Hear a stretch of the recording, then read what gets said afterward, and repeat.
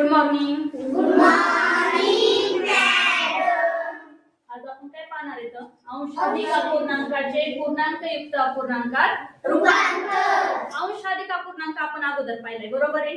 अंशाधिक म्हणजे कोण मोठा असतं, अंश का छेद? अंश मोठा असतो, बरोबर. आपण डायरेक्ट आज उदाहरणातून पाहू. उदाहरण वाचू आणि त्यानुसार सोडवू गणित डायरेक्ट उदाहरणांमधून शिकू. पुढील पैकी एक अपूर्णांक उरलेल्या 3 अपूर्णांकापेक्षा वेगळा आहे, तर तो अपूर्णांक कोणता? आपल्याकडे 4 अपूर्णांक आहेत. 19/4, 17/4, 3/4, 19/4, 17/4, 3/4, 5/4. वेगळा अपूर्णांक शोधायला सांगितलं ना त्यांनी आपल्याला. याचं वेगळा मग काय दिसतंय रे? छेद तर सगळीकडे समान आहे, बरोबर. अंश छेदापेक्षा कसे येतात? मोठे. अंशाधिक अपूर्णांक कशाला म्हणतो आपण?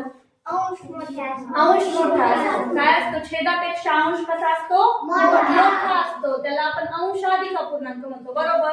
मग इथं असं वेगळं आपण काय मग बघा, इथं पण मोठा आहे, अंश मोठा आहे छेदापेक्षा अंश मोठा आहे.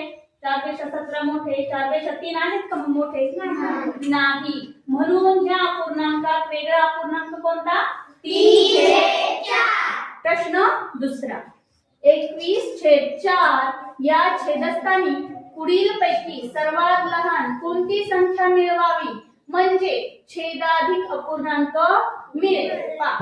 21/4 कोणता अपूर्णांक दिलाय त्यांनी आपल्याला? 21/4. नेहमी काय करायचं, आपण जेव्हा उदाहरण सोडवतो तेव्हा त्यातले संख्या किंवा त्यात जे काही आहे ते मांडायचं आणि कॅल्क्युलेशन करायचं. अगदी तोंडी पटकन करून मोकळं व्हायचं नाही, काहीतरी राहतं आणि आपलं चुकतं. समजलं का? 21/4 च्या छेदस्थानी. कुठे मग छेदस्थानी म्हणजे छेदाकडे जायचंय आपल्याला. पूर्ण याच्यात मिळवायला सांगितली का त्यांनी संख्या? नाही. प्रश्न नीट वाचायचा, प्रश्न बारकाईने वाचायचा. छेदस्थानी पुढीलपैकी सर्वात लहान कोणती संख्या मिळवावी? बरोबर आहे. छेद मोठा. छेदाधिक अपूर्णांक म्हणजे छेद मोठा पाहिजे. मग आता याच्यात अंश कोण आहे? 21. मग 21 पेक्षा छेद कसा आला पाहिजे?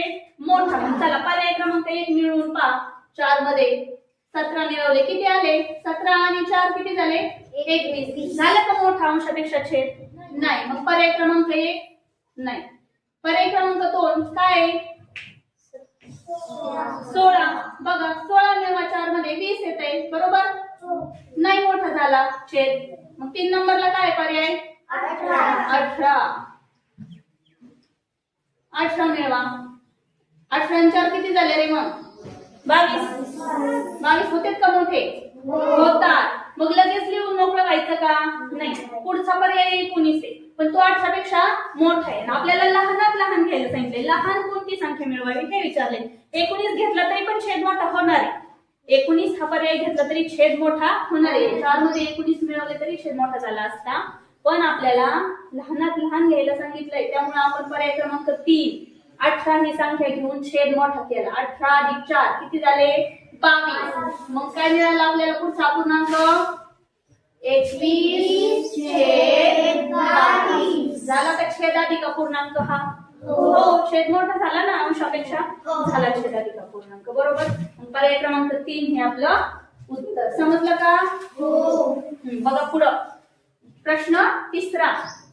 13/5 हा अपूर्णांक पूर्णांकयुक्त 13/5 हा अपूर्णांक आता आपल्याला पूर्णांकयुक्त अपूर्णांकात. इतक्या वेळा आपण अपूर्णांक पाहत होतो, बरोबर.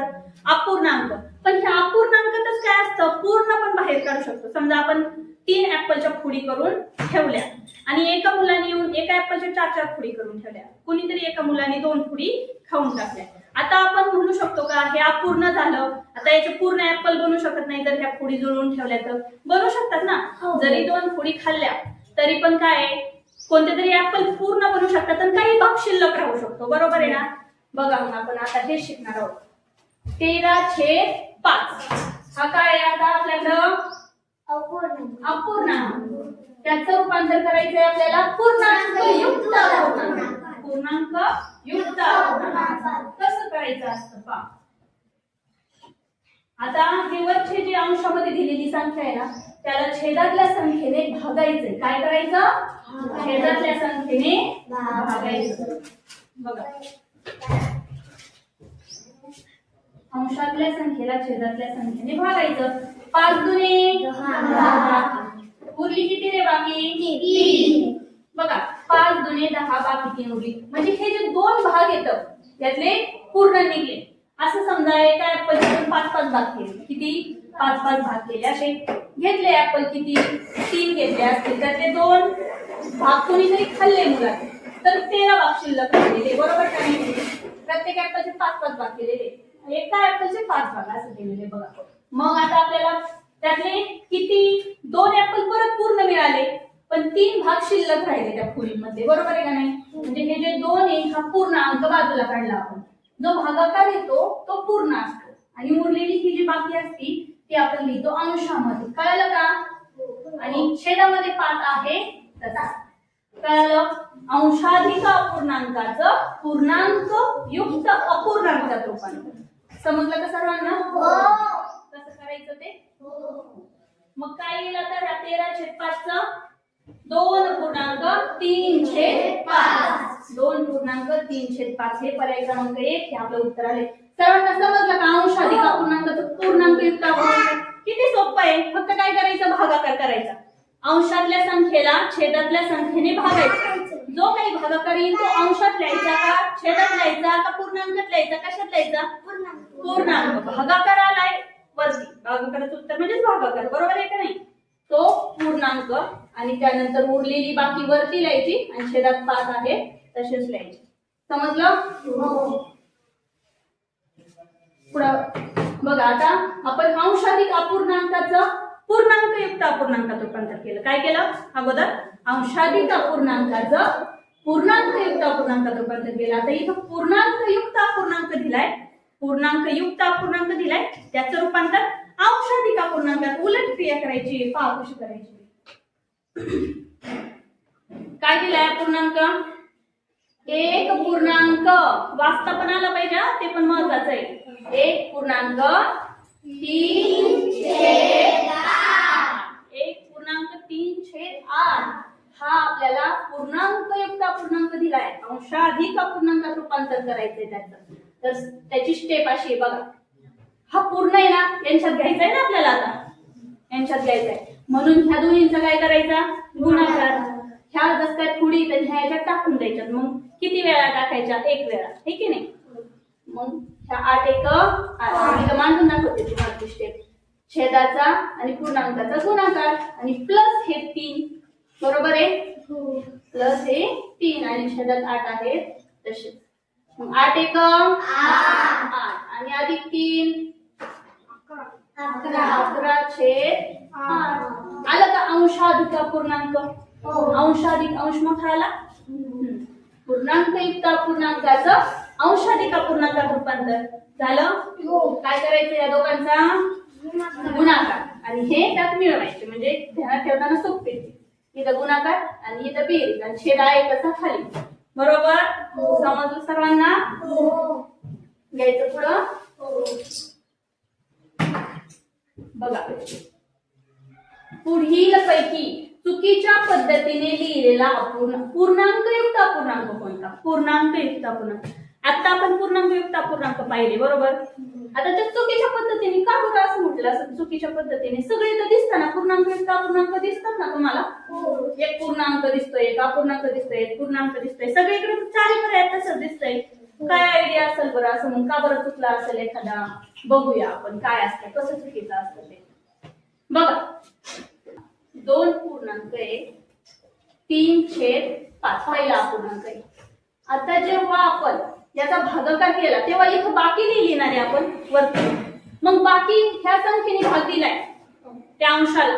म्हणजे ह्या संख्येने भाग दिल्यानंतर याच्यापेक्षा बाकी कशी राहणार आहे? शेवटी ज्या संख्येने आपण भागतो बघा डायरेक्ट भागूनच दाखवते तुम्हाला. आता इथं याचं समजा अंशाधिक अपूर्णांकात रूपांतर काय करतो आपण? 5 दुने 10 आणि 10 अधिक 3 13.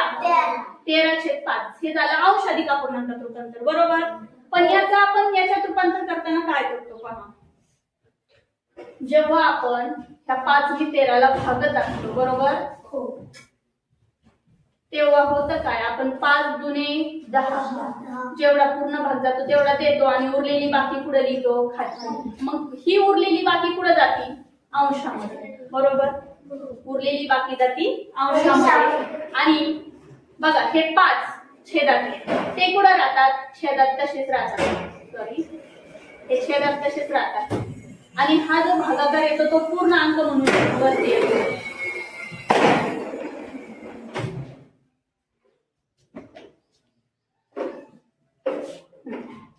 हा जो भागाकार असतो तो इथे, म्हणजे हा जो अंश असतो आपल्याकडे पूर्णांकयुक्त अपूर्णांकातला, तो नेहमी छोटा असतो छेदापेक्षा. का छोटा येतो तो, कारण ज्या संख्येने आपण भागाकार करतोय त्याच्यापेक्षा मोठी बाकी उरती का कधी? बाकी मोठी उरती का भागाकाराची? नाही, बाकी छोटी असते. कारण आपण इथं जेवढ्या संख्येने भाग करतोय त्याला तेवढा पूर्ण देतो आणि बाकी उरलेली वरती लिहितो. मग बाकी कशी पाहिजे आपल्याला? छोटी पाहिजे. मग इथं पहा बरं, पुढे बाकी ही छेदापेक्षा मोठी आहे.